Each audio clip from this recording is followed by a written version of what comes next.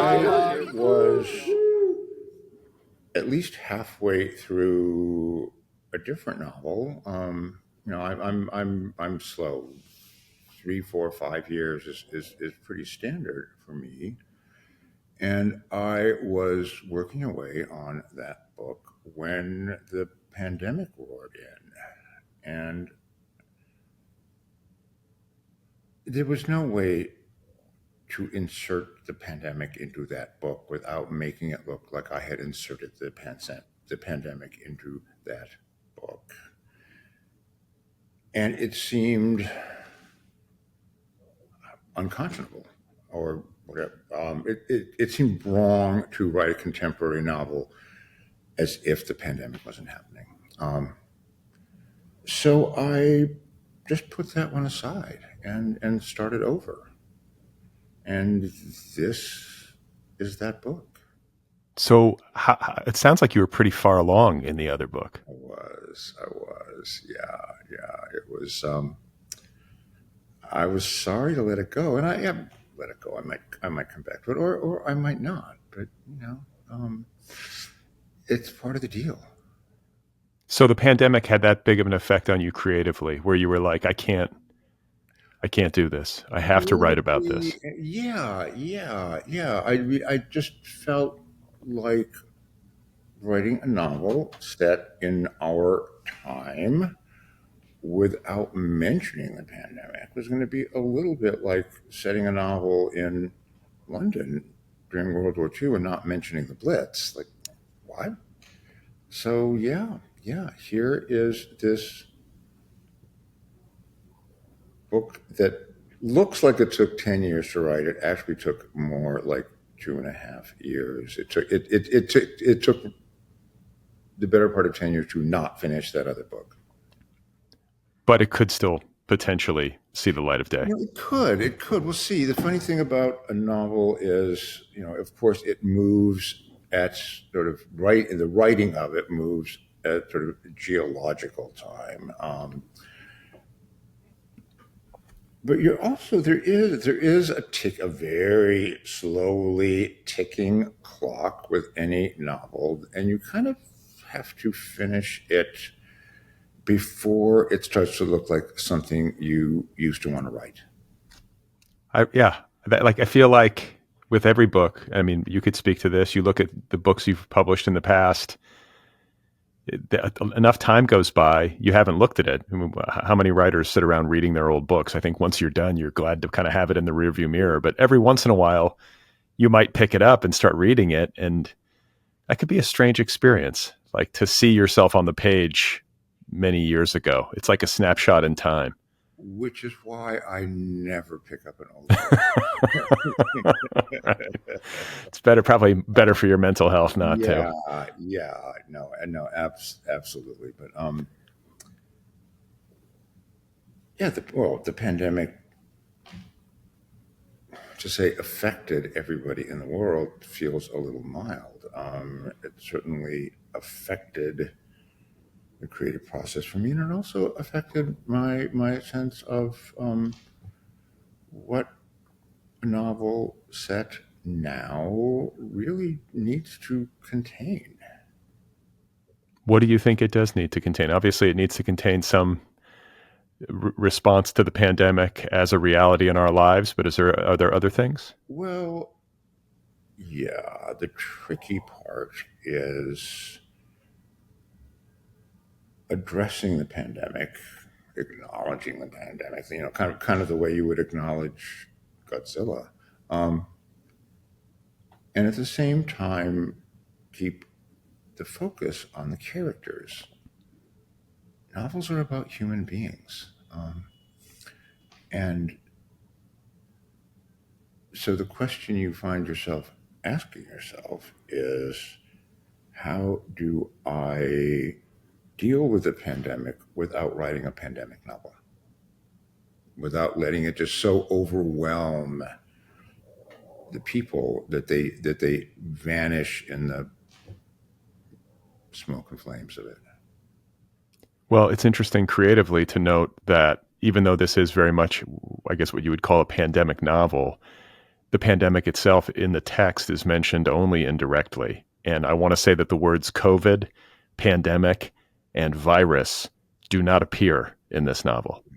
They do not. That is intentional. I mean, believe me, there are a lot of things in a novel that are unintentional or subconsciously so. But yeah, I just feel that something that terrible is somehow even more terrible if you don't name it, with the understanding that everyone is going to know what it is. The the Greeks never said aloud the name of the god of the underworld for fear, I guess, that they would attract his attention. Oh yeah, what about that guy? He should be down here.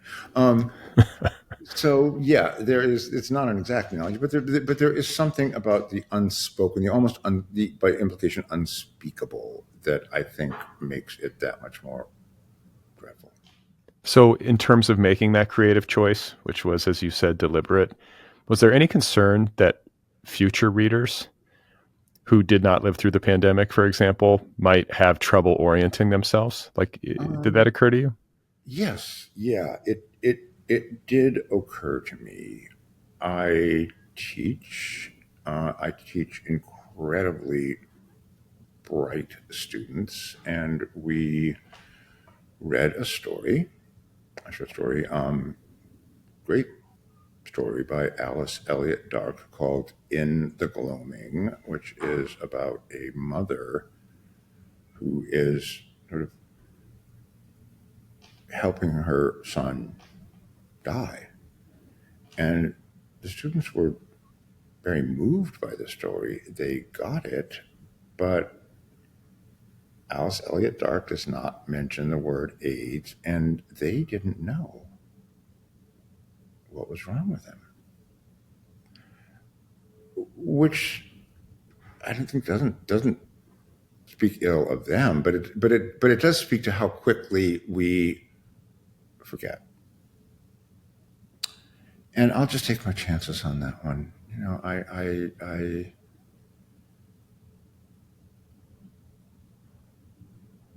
I would imagine it'll be a long time before we forget about a virus that changed the lives of literally every person on the planet. We'll see. Yeah. I mean, I think like it heightens. There's a couple of different thoughts that come to mind. First of all, to what you just said earlier, when it's not named, it becomes in some ways more menacing. The monster becomes scarier in that way. Right. But it also has the effect of taking the story out of time a little bit. Yes. And making it more timeless, because the truth is that something disruptive, I mean, I think your average reader could discern that it was some kind of virus, some sort of plague was spreading. And I think by not naming it and not specifying it, it might actually make the story more relatable to future generations. A future reader, should he or she pick it up. Absolutely. I think by not naming it, you sort of don't. Well, you don't date it, though. The book is very specific about dates. And yeah, if we are still here in several hundred years, I would love to imagine that there won't be any more global catastrophes, but I don't know. Might be a heavy lift for humanity to sort that out. let's just say that I feel the human race, should it survive, will connect with big terrible things that happen, even if they no longer know the word COVID or pandemic. So along this same line, I want to talk about the pandemic as it relates to contemporary fiction, which I read a ton of. Obviously for this show, I'm constantly talking to writers who are publishing books. And as I have noted more than once, I feel like the books that are publishing this year are sort of the first off of the assembly line or some of the first off the assembly line to have been written during the pandemic. We're kind of seeing a wave of these books. Right. Where your novel stands out is in how it is very much about the pandemic and its effects in particular upon the lives of the characters in this family that you've created. I've tried to go back through the books that I've read in recent months, and I don't know if I have read one that deals, even though, as we said, it's kind of an indirect dealing. It is a pretty, in the aggregate, it's a pretty direct head-on novel about the pandemic. I think that distinguishes it. Not a lot of writers are going right at it. A lot of writers are writing during the pandemic and maybe reacting somehow in their fiction, like obliquely, to the pandemic. But this book, you kind of went right at it. Yeah. I also read a lot of contemporary fiction, but I have stayed away from books that involve the pandemic, just because.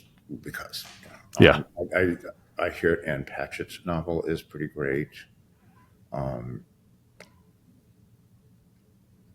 Yuri Steingart. I hear rumors, and right. I've sort of kept those books over there for now. Well, I mean, it's like once you've spent that long on a project dealing with this stuff, probably one of the last things you want to pick up to read.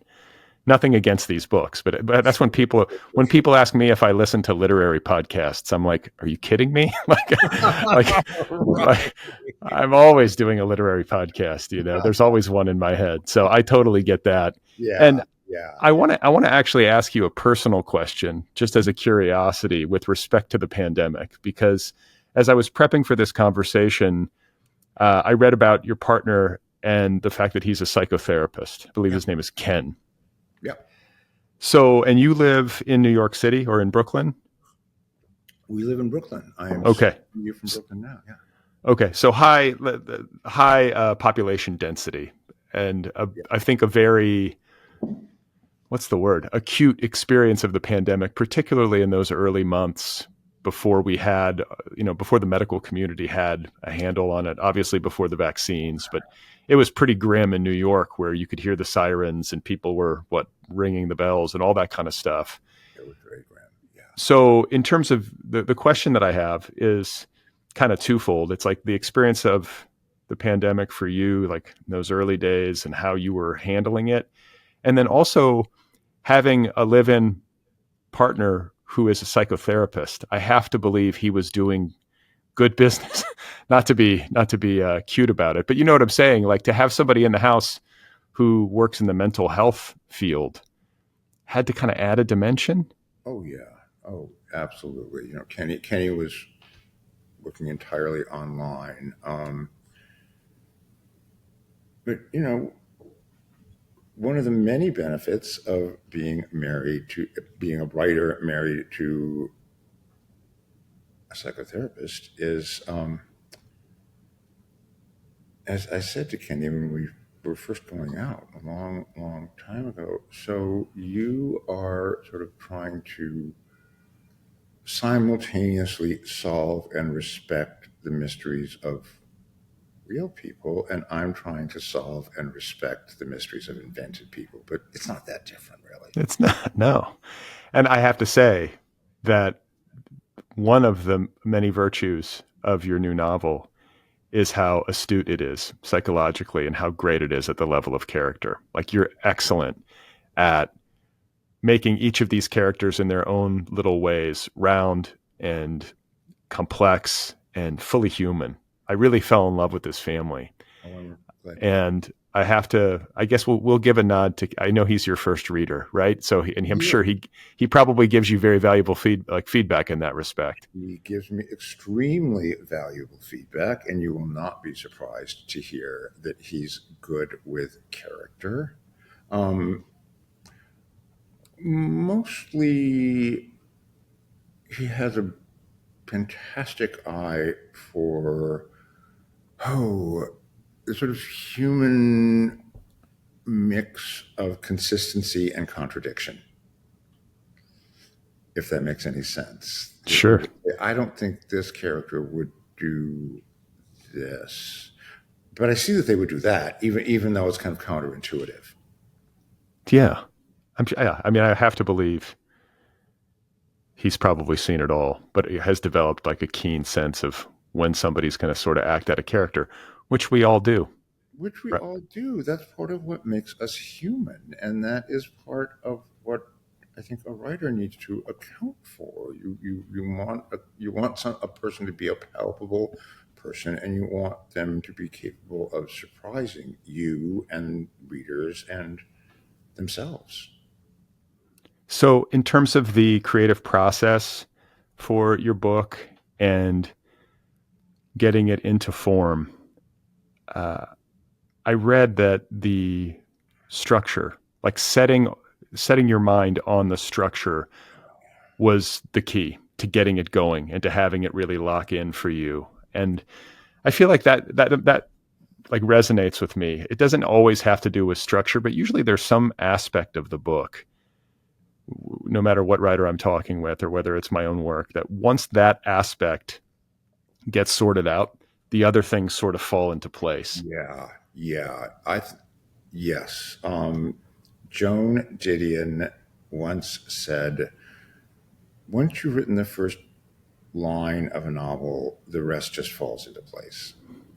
She didn't mean that literally, but as I understand it, she meant that once you have a sort of voice and a point of view and a sort of way of telling a story that's evident in the first line, the novel begins to arise out of the muck and the nowhere where nascent novels seem to live.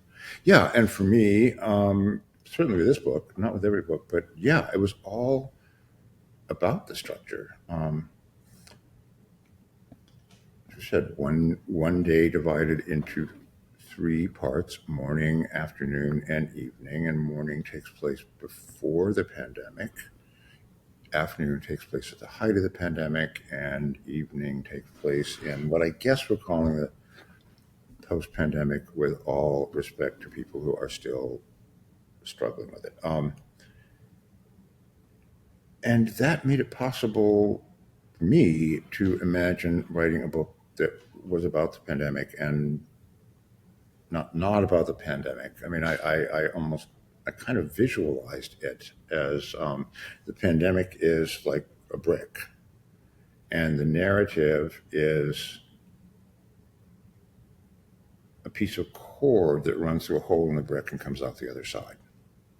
Hmm.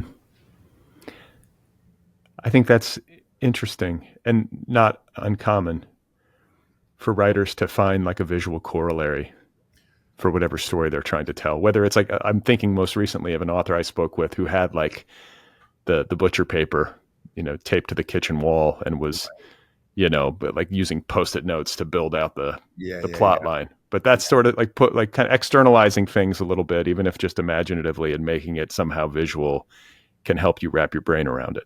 Whatever works, whatever makes it begin to feel palpable to you.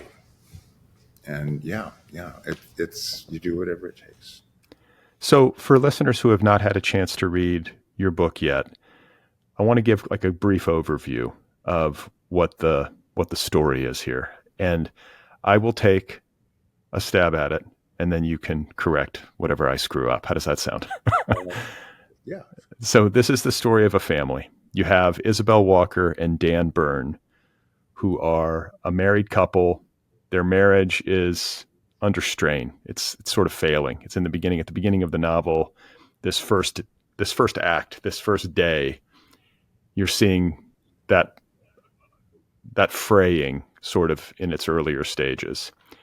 They have two children named Nathan and Violet, and they have a bit of an unconventional family structure, which is a recurring theme in your work, yeah, because Isabel's brother, Robbie, lives in the attic of their brownstone.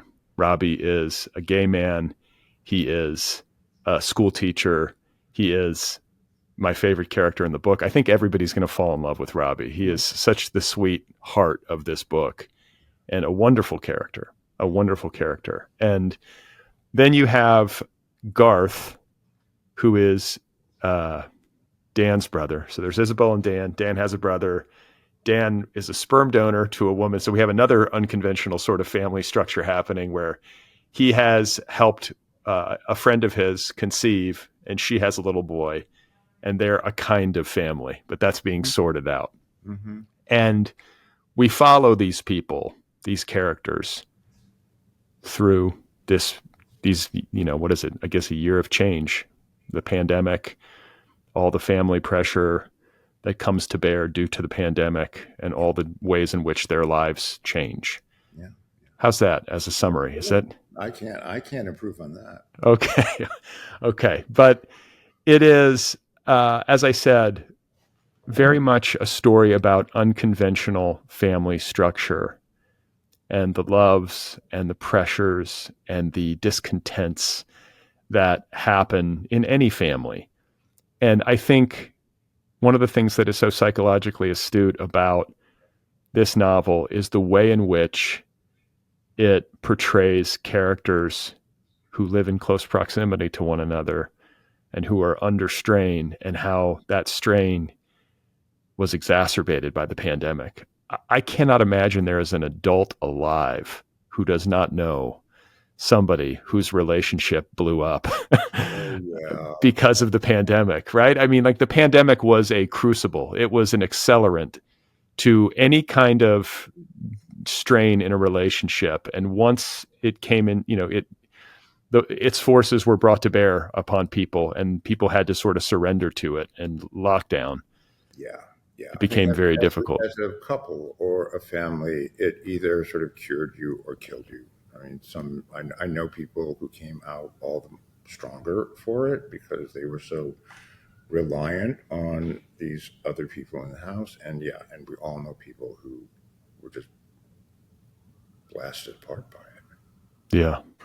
Well, it's also, in terms of the way that you're depicting like unconventional families, like, one of the aspects of this part of the book for me that I loved the most was this kind of bromance, if I may use that term, Yeah, between Dan and Robbie. yeah, yeah, yeah. I have not seen this in a work of fiction, and it's not to say that it doesn't exist somewhere, but it was very clever and human and new to me on the page, because Dan is married to Isabel, Yeah. and Robbie is Dan's brother-in-law, and they're sort of in love with each other, and not in a way that is subterranean. Right. Like, it's Right. sort of, this is the best part about it, is that they sort of cop to it, and Isabel sort of knows, you know what I'm saying? Like, it's not some scary secret. It's more just like, yeah, like, we're really into each other. They have a lot of love for one another. Yeah, yeah. And and at the same time, I mean, I guess you could say there is some undercurrent of eroticism in any close relationship. But it's not like Dan needs to come out and marry Robbie. It's not really it's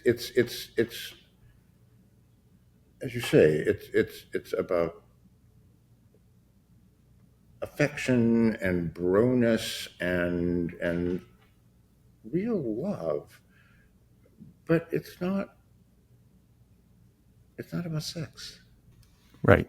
But what it made me wonder as a reader is if somehow Robbie's personality and sort of disposition were somehow transferred to Isabel. Like, I Mm, think, do you know what I'm saying? It's like they were two pieces. Like, I think yeah, yeah. that there was a lot of great synergy between Dan and Robbie, just as human beings. Like, their energy levels and Hmm. their human energy was like sort of simpatico in ways that Dan and Isabel's were obviously not. Yeah, So yeah. it was kind of like the three of them together worked in pieces, but as a marriage, it ultimately was sort of doomed. I mean, I think for Dan, Robbie is a version of Isabel who is easier to be with, easier to make happy, and maybe most crucial, not someone with whom he has to negotiate a marriage. So there is some, for Dan, I think there's some aspect of, as real as their love for each other is, there's also some aspect of the chimera in Robbie. Hmm. Oh, wow, here's my wife. But she's a bro, and, and we just seem to get along so effortlessly well.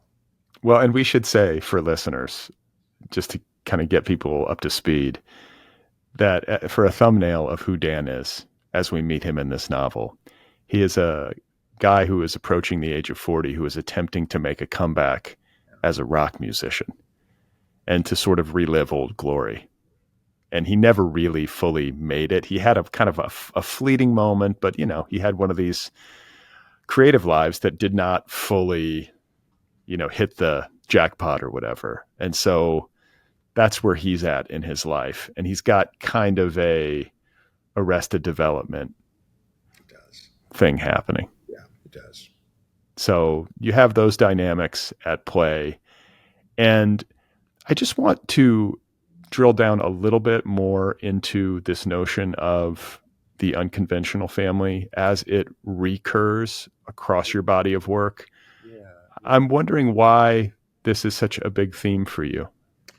Um,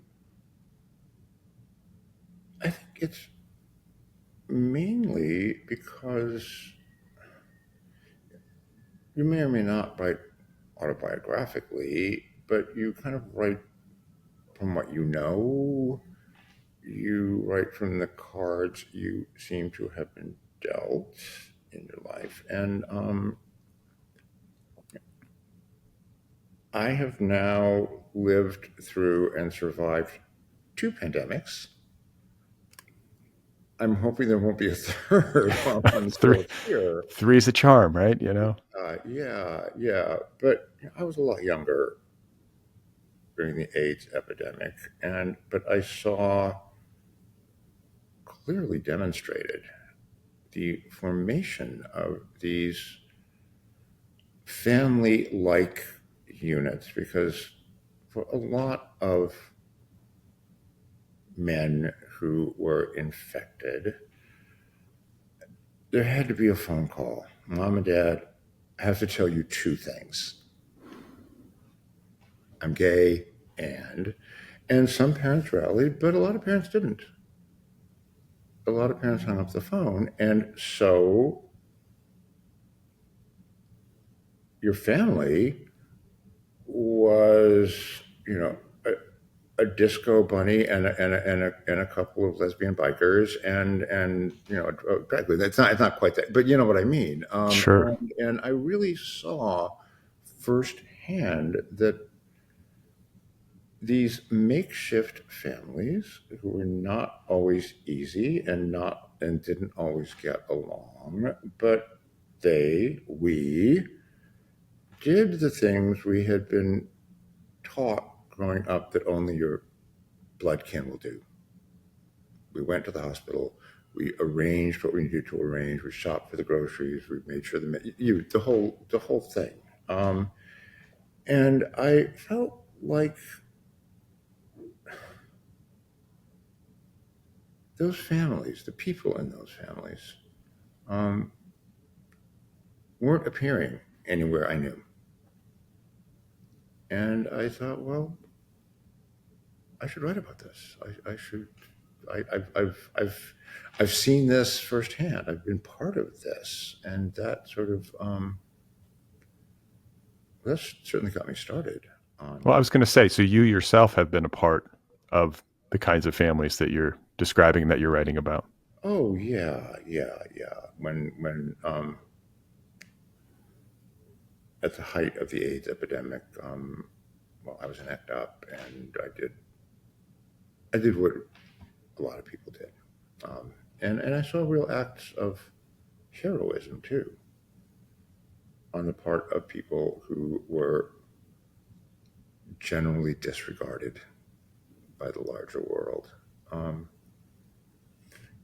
and then it sort of stuck with me, the whole notion of queer and unconventional families. I guess because, well, not only are we just given to write what we're given to write, as far as I know, roughly half the families, certainly in America, are queer in some way. If we take the sort of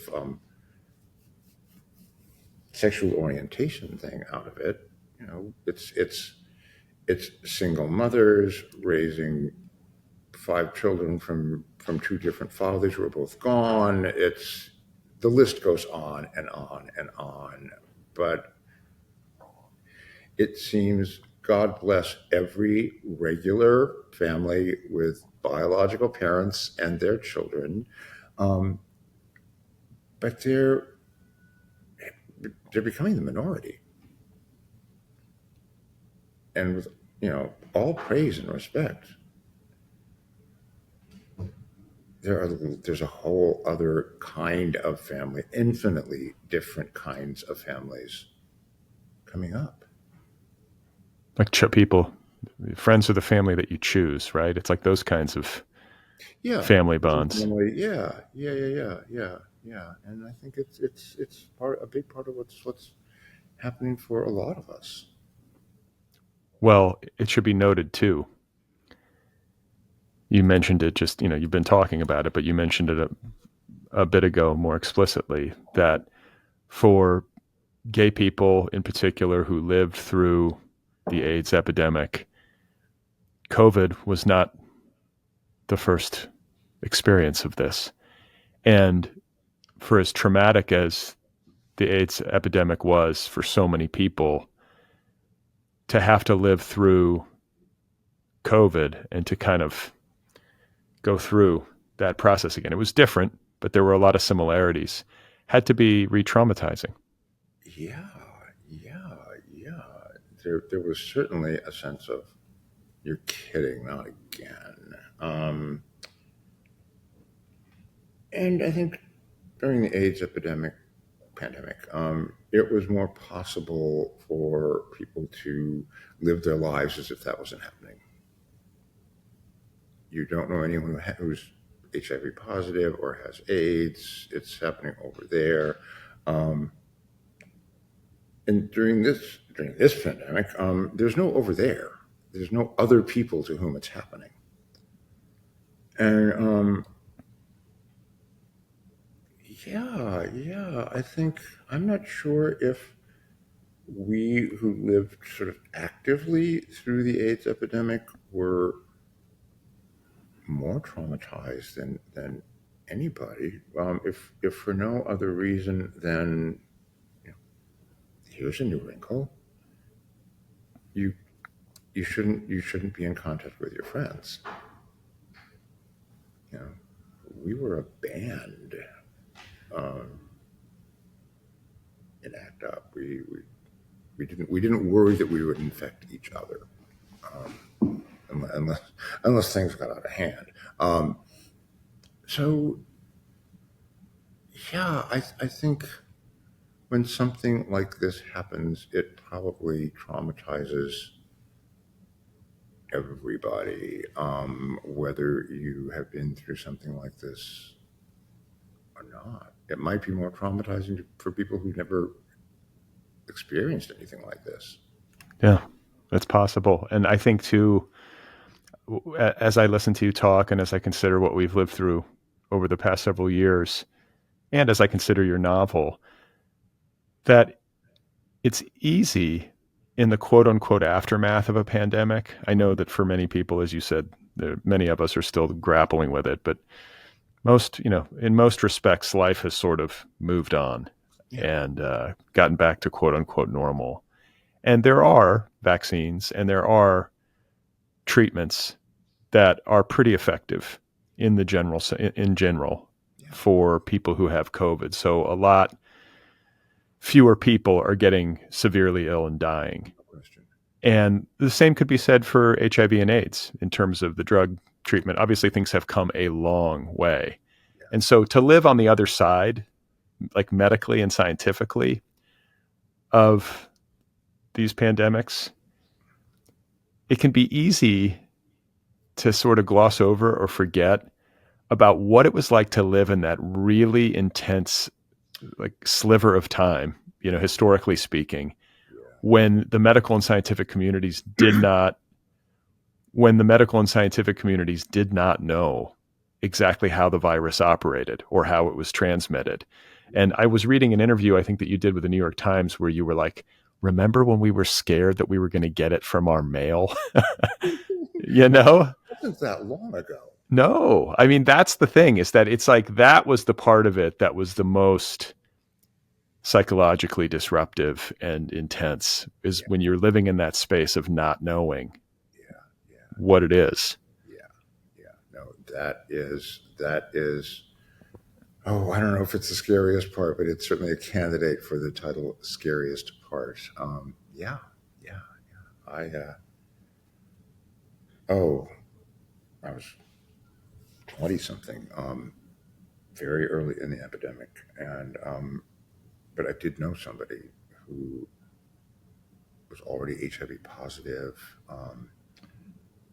way before there was any kind of medication for it, and we were saying goodnight, and as was always our custom, we kissed each other on the lips.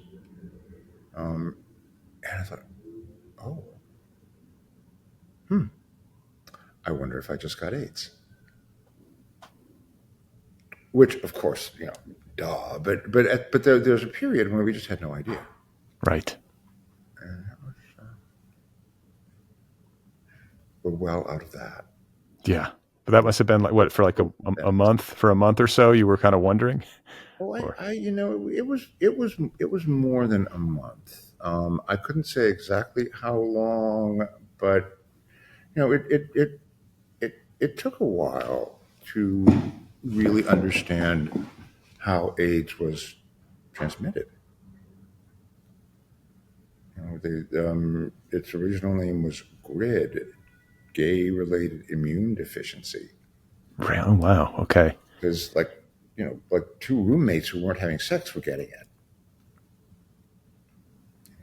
Um, yeah, that was then, and it's still now, but that was then. So I want to shift gears, and I want to talk to you about your fear and neuroses. I read, as I was getting ready for this conversation, that you have a fear that your books are boring.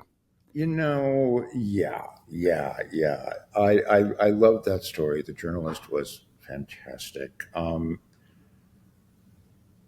You talk for a couple of hours and you talk about a lot of things and you have no idea what the focus of the story is going to be. And, I really am fine with it. But at some point, so what would you say your biggest demon is? And I thought, well, gluttony, lust, avarice. There's a whole list. Yeah, where do I begin? Yeah. But yeah, it's true. I probably have a greater than average thing as I'm writing that it's boring. No one wants to read about this. But it's not the kind of impediment it might have sounded like in the time story. It's more that little entity that sits on your shoulder and whispers unproductive things into your ear. Okay. And I'm glad you say it's not the kind of impediment that it might have seemed, because that was not the way that I took it. And this might have to do with the fact that I have similar neuroses and I'm a writer. I think the fact that I sit down and try to write as well, this spoke to me very much. And it also spoke to me as a reader, because what I would argue to you, and you probably wouldn't argue with me, probably agree, is that even though that can be in some instances an impediment, it might cause you to abandon a day's work or even a project too soon or something like that. Yeah. To have that particular thing where you are concerned that the writing on the page is boring or doesn't need to be said, I think that actually, in many instances, serves the work and serves the reader. And it's one of the reasons why this book I tore through. Yeah. I Yeah. wish, I kind of wish more writers were worried that their books were boring. More writers. I'm not going to name names, but more writers No. are more worried about being boring.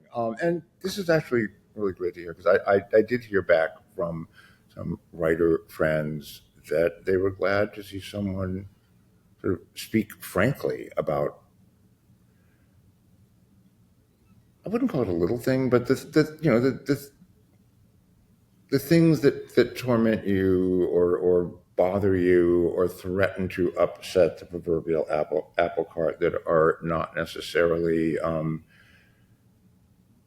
your heroin addiction or your failing marriage, though I do not in any way discount the attractions of heroin addictions anyway. I hear it's wonderful in moments. But it's an interesting and it's a delicate balance between having kind of like a healthy self-critic and an unhealthy self-critic. Absolutely.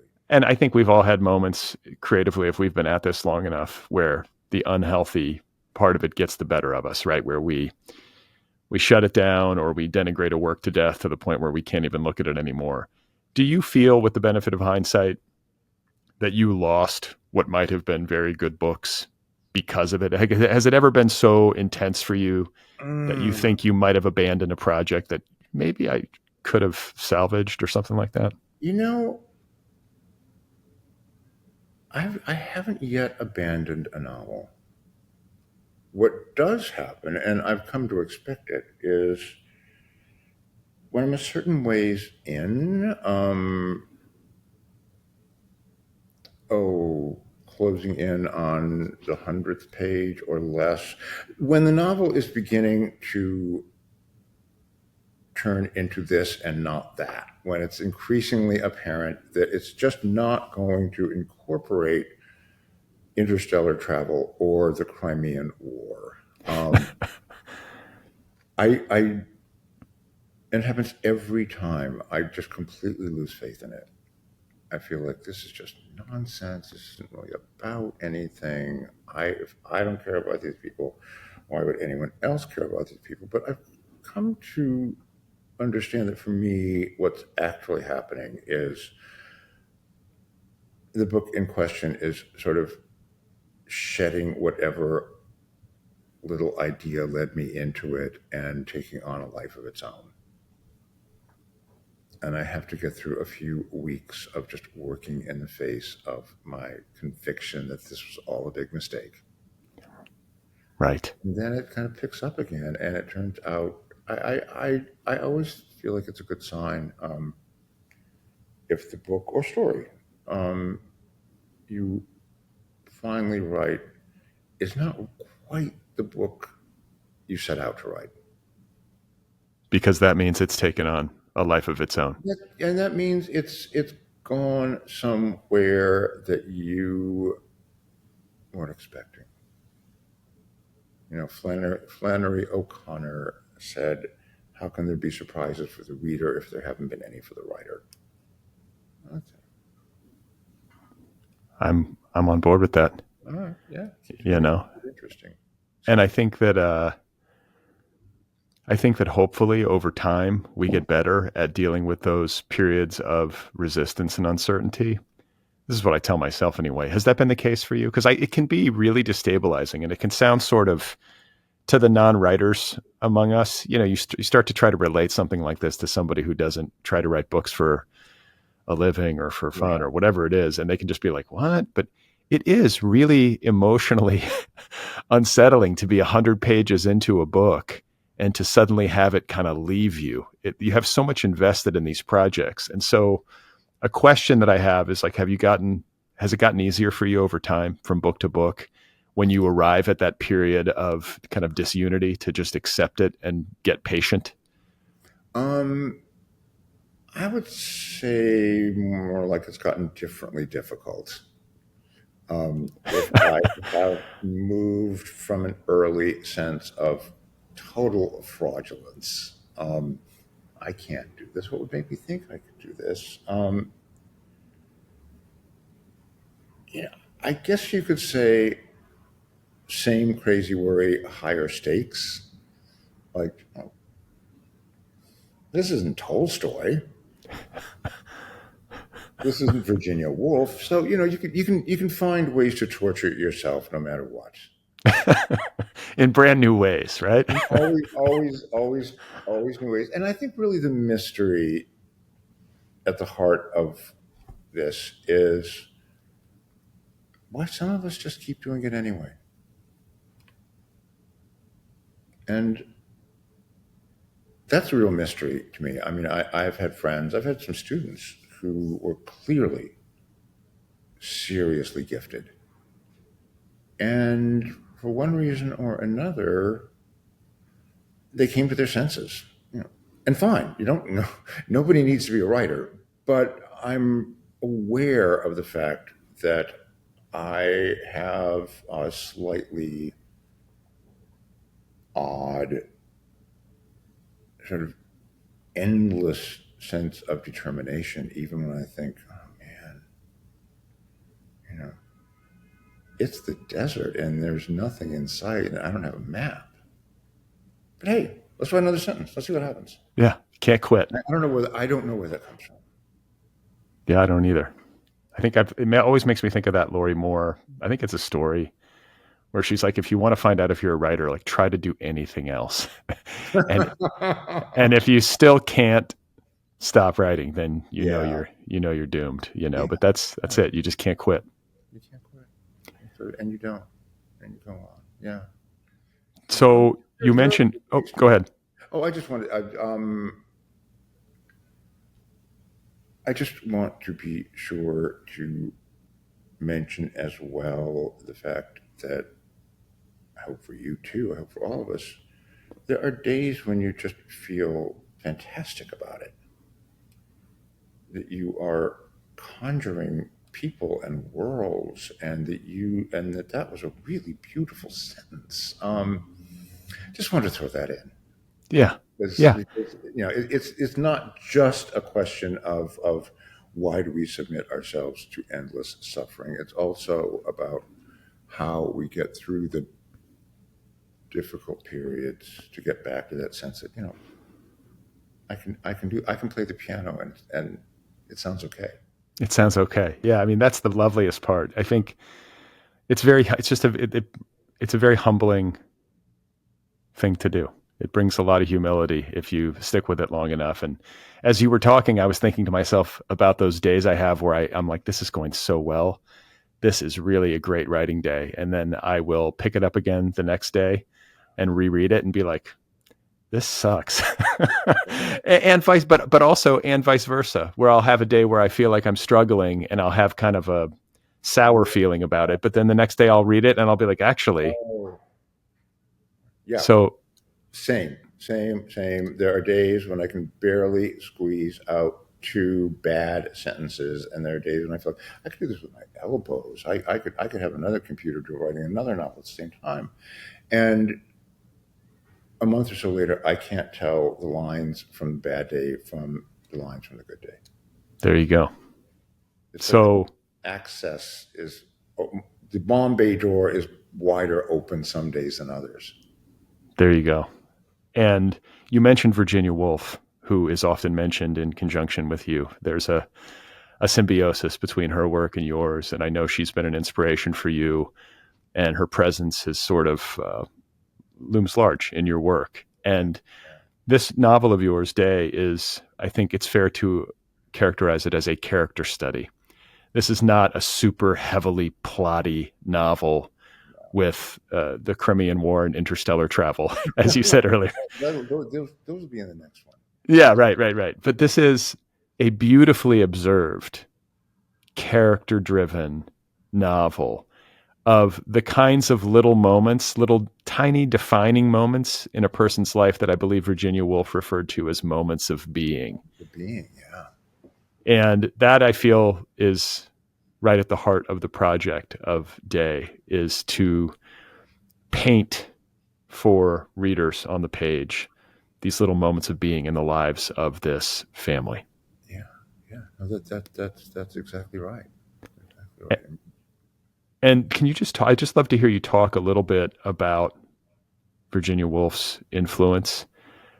This this idea, I'm going to quote you because I thought it was such a great way to put it, where you say, I do have to give credit to Virginia for helping me understand that a novel can have real scope without being physically large and without spanning a great deal of time, that there is meaning at the level of the cosmos, but there's also meaning at the subatomic level. Yeah, yeah. And this is a novel, Day, that is mostly subatomic. That's exactly right. And yeah, that is one of the things that makes me most grateful to Virginia Woolf. Exactly that, that she came along and insisted that in fiction, as you know, in life, scale is relative. And it doesn't have to be physically large to be large. Thank you, Virginia, for that. Well, and the other thing that occurs to me as I think about your book and these characters and these quote unquote moments of being is how in any human life so many such moments take place internally. So much of our experience is not relational. It's not. It doesn't happen with other people around. It doesn't happen in a conversation. It happens in our skulls, in our the operas that unfold in the minds of people as we do battle with ourselves internally. Like this book brings that sort of human experience into high relief. Oh, I hope so. Yeah, yeah. Thank you. Yeah, I've always disliked the phrase "stream of consciousness." I don't want to. I don't want to read a stream of consciousness story with its implications that the kind of endless turnings of anyone's interior is going to be interesting.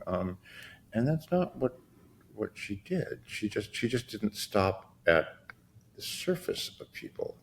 Um, but she had a laser eye for our interiors and how we are not only created from the outside in, but from the inside out. It's not stream of consciousness. It's something I don't even have a name for. Yeah, that's interesting. How do you develop a laser eye? I guess maybe you can't develop it. It's just something you have to see people's interiors. Or I'm thinking out loud here. Maybe the reason you're really good at it is because you're someone who spends a lot of time looking inward and observing his own inner processes. Maybe if you get good at seeing yourself, you get good at seeing others. Yeah, yeah, and you know, I think I tried to be a painter before I tried to be a writer, and one of the things that was pretty clear in painting is your arm sort of moves across the canvas in a certain way. You have a scale that is seems to be innate. You are a physically small painter, or you are a large painter. And if your arm was whoosh, and you try to paint a small canvas, it's going to feel a little claustrophobic. It's just not. And I don't think we can really define it. We can just observe it. And I think as writers, some of our arms swing one way, and some of our arms swing the other way, or in between. Like I think about writing a multi generational saga, and think, I love them when other people write them, but that's just not what I feel I'm here to do. You're somebody working on a smaller canvas. Is that right? Yeah, yeah, yeah, yeah. I mean, I yes, yes. Well, we've essentially said this at least once. I hope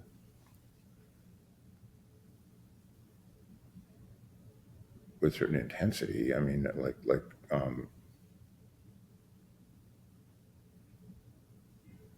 we don't necessarily prefer some like giant painting of a shipwreck by Jericho to a Vermeer. Right. But That's a good, we're glad that we have them both. I was going to say, it's a good point. I have a friend who's an artist and he works in miniature or like in, these small pieces. Mm-hmm, And mm-hmm. I have been contemplating reaching out to him and being like, you should do a big canvas of one of these. But now I'm not so sure I will. Because maybe that's just because part of what makes them so great is how detailed they are and how, Yeah. how careful they are. That might be the best format for that particular kind of work and for him. So maybe it's better to just Certainly leave bring it it up be. with him, but I have a feeling well, we never met. I have a feeling he would know. Right. Well, I want to talk to you about Instagram. Sure. I can't talk about this novel without talking about it because here again, there is something that is depicted on the page that feels really fresh and something like I haven't quite seen before is this storytelling interplay between Isabel and Robbie vis-a-vis this fictional character that they've created on Instagram. I guess there are people who do this. I'm sure there are. Maybe this is a whole thing and I just don't know. Yeah, I made it up, but I'm sure there must be people doing it. Yeah, but so they have a character named Woolf who has like a pretty decent following on Instagram where they're basically creating a life, posting photos, writing these captions, taking him on vacation, which becomes, I think, more poignant and maybe even more fun and affecting during the pandemic to have this kind of, person to live through, and I'm just wondering where that came from. Have you ever done this on Instagram? I have not, but I'm really aware of the fact that you could invent a person using other people's photographs. You could sort of piece together a person. I love Instagram for all kinds of reasons, including the fact that you just see the ordinary details of people's lives, which you don't get to you don't get to see the pie somebody just made in Wisconsin. And I know some people, I sort of draw the line at pet pictures, but anyway, yes, I kind of love that about it. And what actually Robbie starts it, and then Isabel joins in this invented character, who Robbie has put together using photographs posted by other people, is not exactly like a superhero. What he is, and Robbie isn't exactly conscious of this, but what he is how to put this, a heightened version of Robbie himself. He is the Robbie who went to medical school. He is the Robbie who effortlessly has one boyfriend after another. He is for Robbie, in a sense, he's the embodiment of, I think, something that many of us feel, that people out there are just having a better time than we are. They're going to better parties. They're getting better sex, and that's really who this person is, or begins to be, and then he begins to have his own story and to take on his own life. But initially, it was Robbie sort of imagining himself with the lights turned up a little brighter and the volume a little higher. That sounds like Instagram. Right? There's it's curated. It's curated. You get these details, but you're always getting curated, chosen details. Right. And maybe the more uncareful people on Instagram are the more fascinating human subjects to follow. But even, it can be fascinating either way when it's like, why did they? Either way. Yeah. I like the whole gamut. But I got to say, reading about Robbie and Isabel and this fictional Woolf on Instagram, it made me think like this would be actually kind of fun to create a life. Like that's almost a form of art. It's a little bit like a Frankenstein-y activity, Yeah, but it's collage art. I mean, you could argue that it is collage art to be creating a human life on social media using gathered photos from various different accounts. I don't know if there would be any kind of legal ramifications, but it seems to me like fairly innocent fun as long as you don't create like a cult leader or something, right. Yeah, it's funny. I don't remember if this made it into the final version or not. But yeah, Robbie wonders about that. Is this sort of like, am I like Dr. Frankenstein? Am I creating some sort of monster? But then sort of tells himself, what harm is it doing? It's like Frankenstein if Frankenstein went on really cool vacations. That's if Frankenstein was really hot, Yeah, right. in Cabo in the winters, yeah. Just like a killer, like lantern jaw, and like effortlessly fit, the whole thing, But It's that alternative Frankenstein. That's right. So, last like big thing that I want to touch upon is a kind of like a big picture career question, because I feel like a writer like you've sort of been to the mountaintop in the world of literary fiction. You won the Pulitzer Prize. You've had your book made into a great movie that won Academy Awards. Like, I know you probably have a much more human telling of that experience, but for people, especially at the dawn of their careers, they look up and they think that's it. That's the thing that you want to have happen. And it happened for you. But I also have read that in particular, like after The Hours was published and had its success and you won the Pulitzer, that it occasioned a kind of dark night of the soul, which isn't an uncommon story for somebody who kind of realizes their dream. But I think it's useful to talk to hear you talk about it, because so many people who listen to this show are writers. Yeah. So I'm curious to hear you just talk a little bit about that experience and what you learned from it. Yeah. When they announced the Pulitzer, I was happy for about 3 days and depressed for about 6 months. And I didn't understand it. I'm not sure if I understand it yet, but it had something to do with some weird objection to the recognition, which is what you've always wanted. I don't know, some kind of shame. Well, and even, why be coy about this? Something about sort of finally seeming to have won the Oedipal battle with my father and feeling ambiguous about that. It was weird, and I finally got out of it. Well,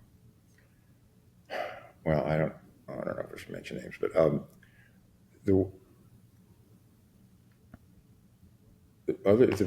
person I know who had a similar reaction to getting the Pulitzer was Jennifer Egan. Said, "Oh yeah, I was depressed. I felt like I was just being exposed as a fraud." When Michael Chabon got it, I called him up and said, "Look, I don't want to plant any ideas, but if you find that you're feeling less than happy about this, you can give me a call. We can talk." Why would I be unhappy? I just won a huge prize. And I'm like, God bless you, Michael Chabon, paragon of mental health. This is how I have become known as the miniature poodle of literature. I've actually heard that story. I was speaking to Andrew Sean Greer, and he was telling me about how when the Pulitzer is announced, past winners will reach out to the new recipient, which I think is kind of a lovely tradition. And so you hear different things. And I want to say he was telling me about Chabon being like, "It's great. You just won the Pulitzer." But I can also see how it could be destabilizing. It could be like, whoa, that's a big thing to happen, and it's very mathematically unlikely. And then trying to process it and trying to sort of figure out where to go next or what it means. I It could can see how come that could be difficult. up from the bottom of the lake. You know, do I deserve this? What it's crazy, but it's human. No, Andy Greer and I are actually good friends, and Uh, when I heard about it, we talked, and all I remember saying really is, to the best of your ability, try to skip right over the question, do I deserve this? Just skip over that one. delete. Yeah, and get on to the next one. I mean, it's either like nobody really deserves it or anybody who works reasonably hard and is, you know what I'm saying? Like it's an impossible question to answer. Yeah. Here's a funny story that kind of, well, it's a funny story. I teach a writing workshop, undergraduates, and at the beginning of every class, we kind of go around and introduce ourselves. And I say, okay, now we're going to go around, and I'd like each of us to tell the others in the group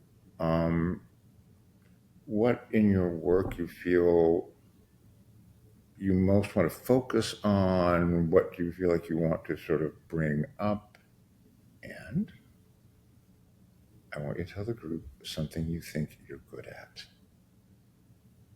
And they mostly find that second question almost impossible. It's not surprising. Yeah.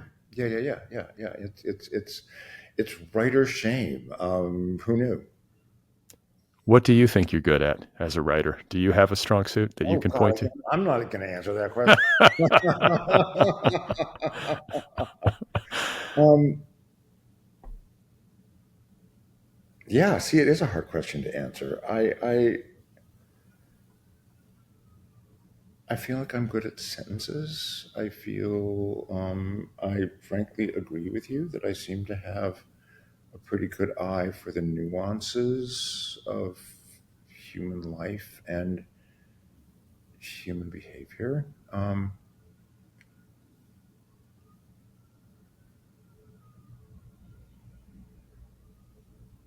And I feel like, ooh,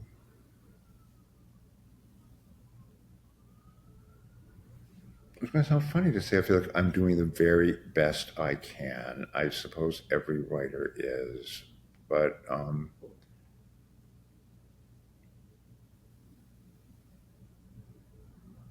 I think after the very surprising success of The Hours, I made a conscious effort not to write that book again. You know, and sure enough, a couple of them just disappeared. But that's, I think that's actually more the norm, especially in the modern environment Yeah, where yeah. it's so unlikely for a book, it's so, there's so much noise in the culture, and then a book catches a wave. What are the odds that it's going to happen more than once, right? Yeah, I know. So I think you actually, you clearly, because you decided not to try to repeat it, which I think is wise, but you knew it going in. You try to write a book after something like The Hours, it's kind of loaded, right? Well, the yeah. I mean, I think that was another thing that sort of put me into that weird post Pulitzer tailspin. Well, so is it just downhill from here? Is this the culmination? And maybe it is. You know, once you're out of your depths of depression, you say, hey, what if you were to shut up and be grateful about the fact that even one book of yours broke through and is still being talked about 25 years later? right. Consider just getting over it, Mary. And getting to work. regardless. Getting back to work. Yeah, yeah, yeah, exactly. Well, I lied. I have one last question, and it just has to do with Francis Cody, to whom this book is dedicated. Yeah. And I was reading in the acknowledgments. Francis is your agent, is that right? Yes. Yeah. I would just like to hear you talk about your relationship with your agent, because if you it must be an affectionate relationship if you dedicated a novel. So why the dedication, and what role has Francis Cody played in your creative life? I have known Frances for a long, long time. She was an editor before she became an agent, and she sort of co-edited my novels when I was at Farrar, Straus and Giroux. I came to really depend on her as a reader. She is a great friend, and a great reader, and a great agent. Don't let me go on and on. But I think, By the way, if she's listening to this right now, she's like, no, please continue. Go ahead, Michael. Feel free to elaborate. no, she's English. She has trouble with too much praise. Oh, right. Okay. Well, I don't know. I love acknowledgments, and I love to see when somebody acknowledges. I know what a critical role, especially, I mean, increasingly it seems like editorially agents play in writers' lives. It's creatively intimate. And they don't get recognized. Right. Your editor, your agent, your friends who told you to cut the second half of that chapter, they don't get they're no longer part of the picture. Right. Yeah, and I sort of write.